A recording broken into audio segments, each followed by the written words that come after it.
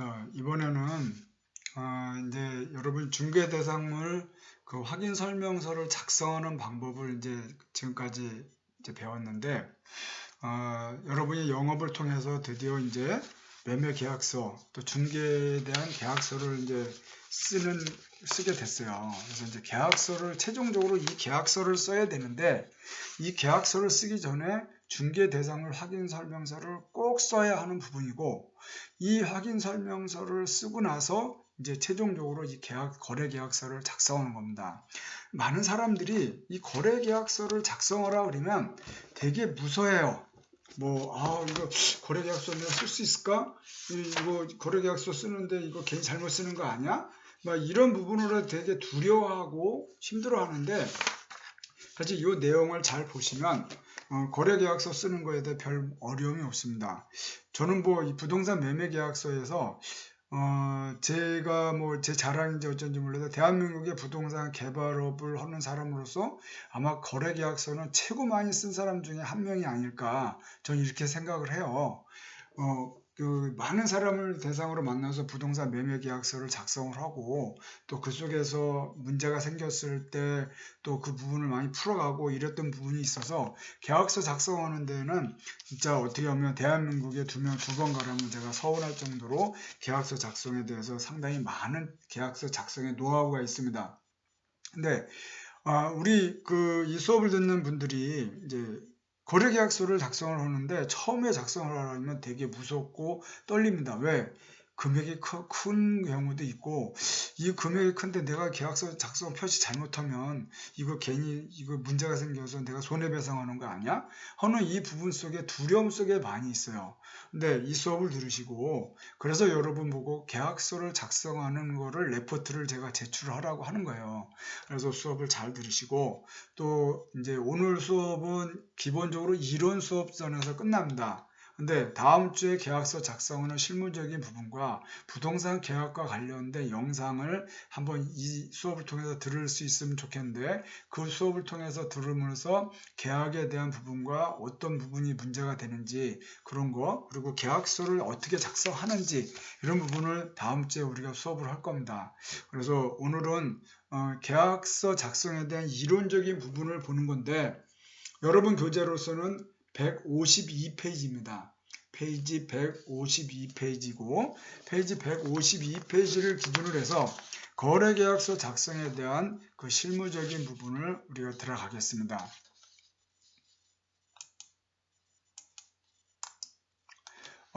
먼저 거래계약서 작성 의무.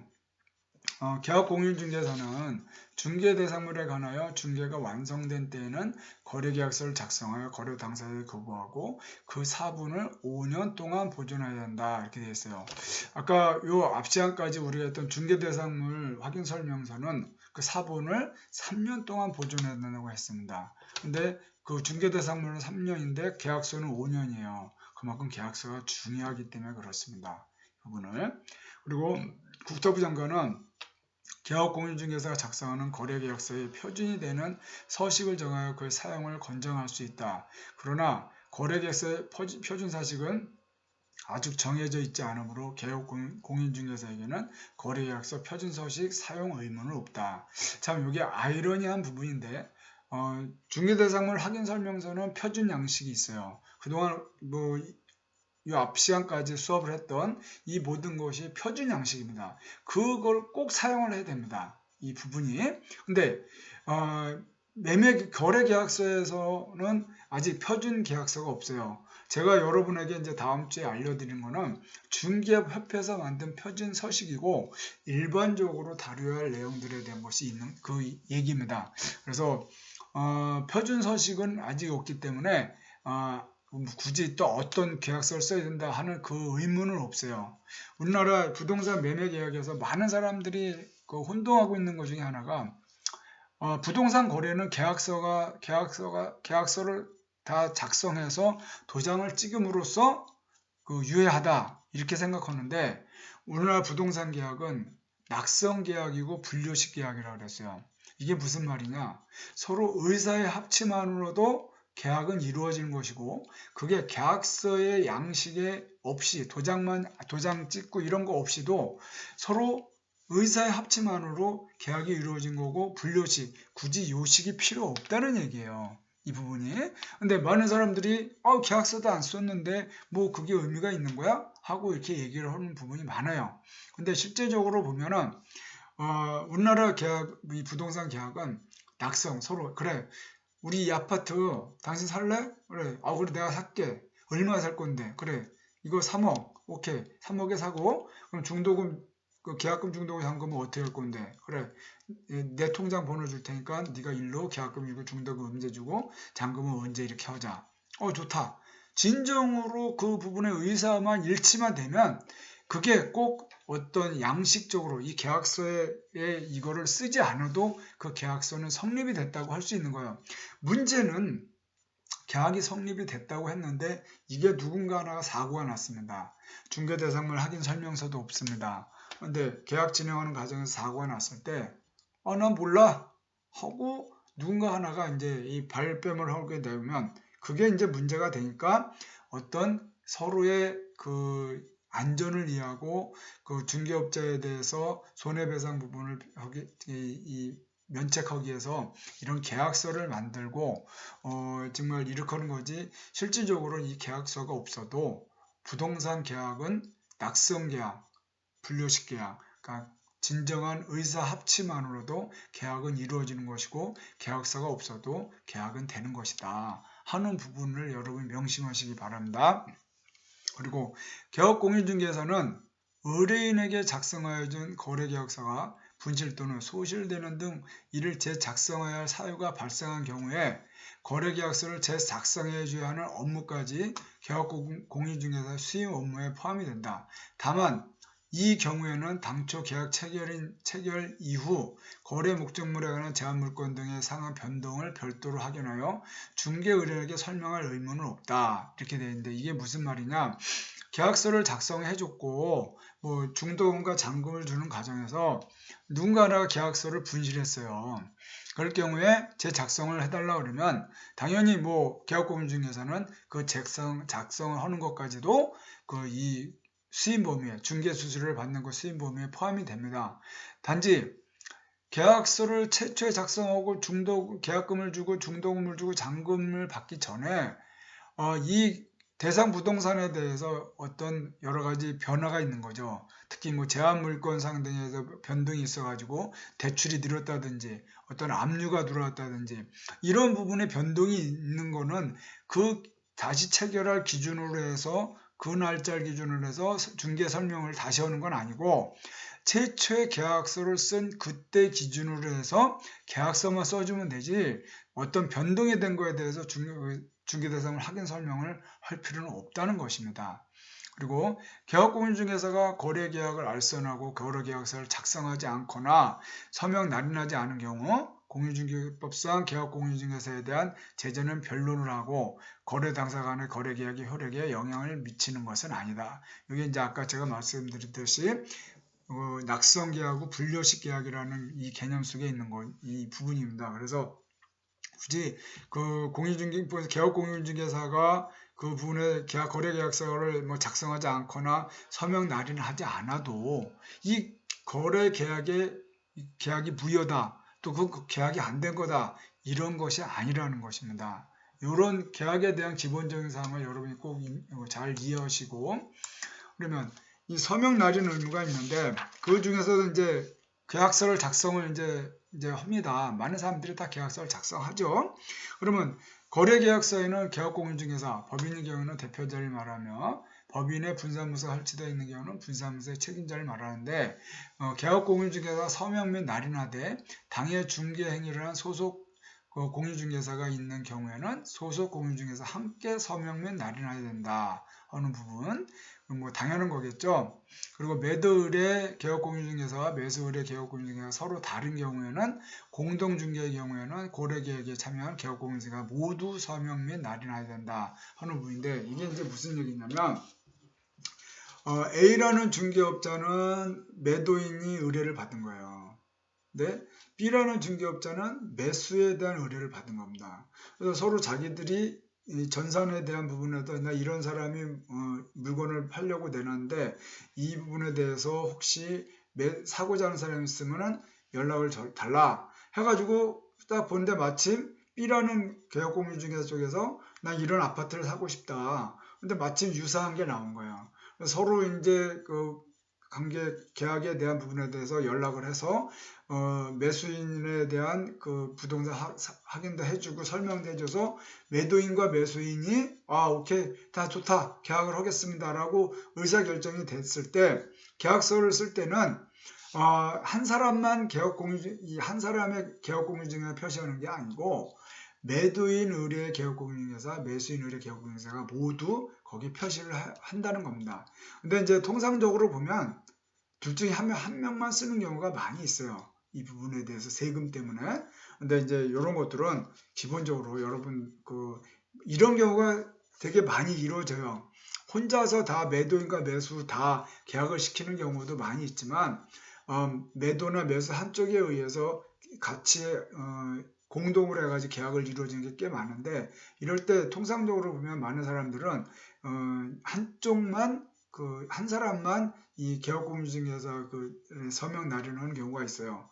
그럴 경우엔 뭐 별 문제는 없어도 여러분이 이제 계약을 하는 과정이라 이럴 때는 그냥 그래도 다 계약하라고 기입하라고 그 표시를 하시고 나중에 손해배상에 문제가 있을 때 이 부분에서 조금 문제가 있는 경우가 있습니다. 그러니까 그런 부분을 여러분 잘 참조하셔서 여러분 같은 경우도 이제 이 사업을 할 때는 같이 다 이 부분을 서명할 수 있는 그런 부분이 됐으면 좋겠습니다.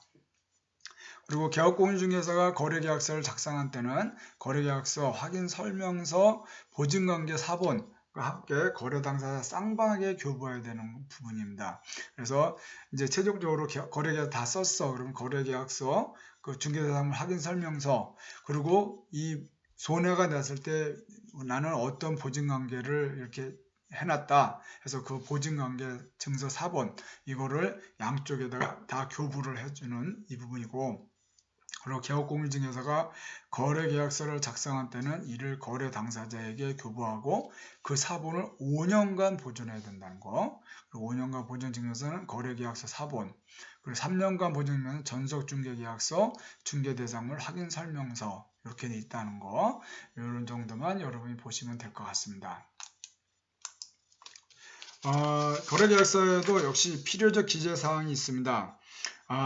아쉽게도 9가지가 있는데 이것도 역시 여러분 암기사항입니다. 요거 지금 우리가 이제 중간고사 본 이후에 3가지 있죠.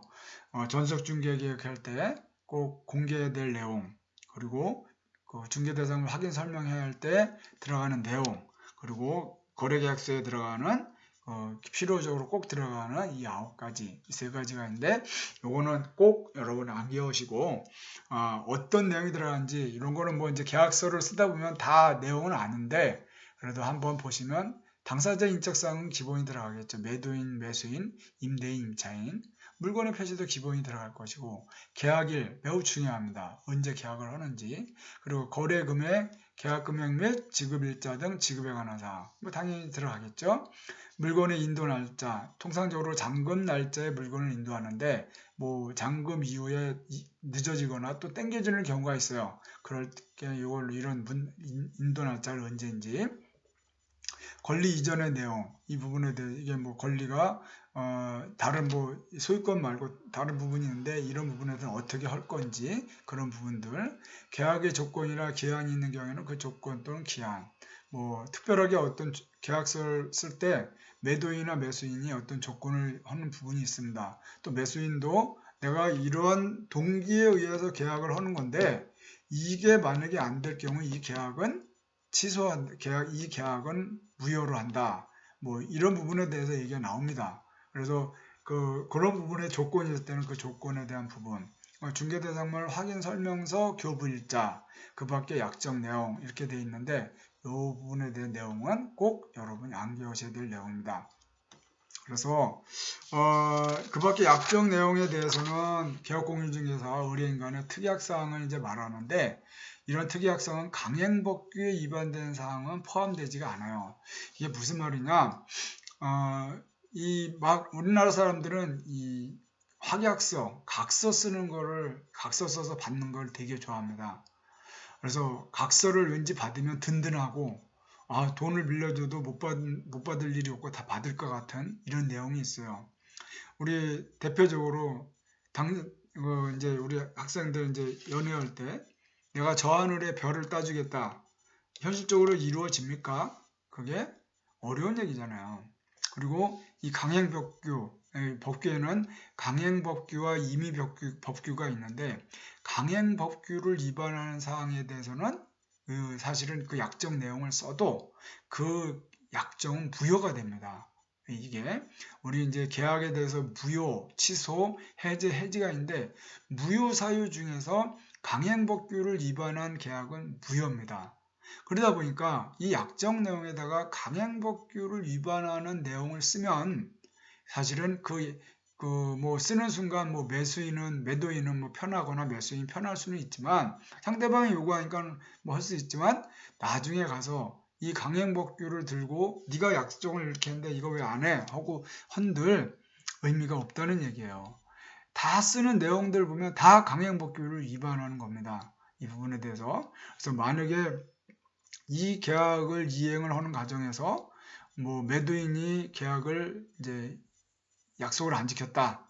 그럴 경우에 나는 매수인 입장에서 이걸 사가지고 뭘 해야 되는데 손해가 너무 크다. 그래서 내가 이 땅을 사서 사업을 못함으로써 얻는 손해까지 매도인이 다 책임을 져야 된다.